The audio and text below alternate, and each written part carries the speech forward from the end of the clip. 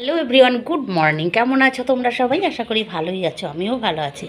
রোজকার মতো চলে আসলাম আরেকটা সুন্দর সকাল নিয়ে।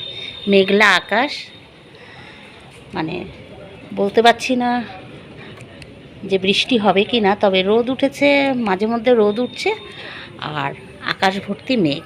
কালকেও বৃষ্টি হয়নি।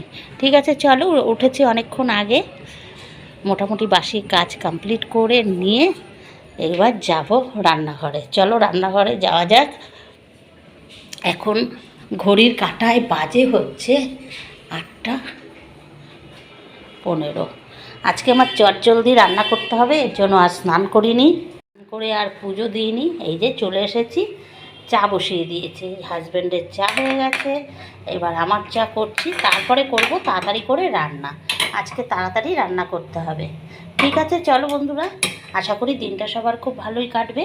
আবার দেখা হবে নেক্সট কোনো ব্লগে। ততক্ষণের জন্য তোমরা সবাই ভালো থেকো, সুস্থ থেকো, সাবধানে থেকো। টাটা।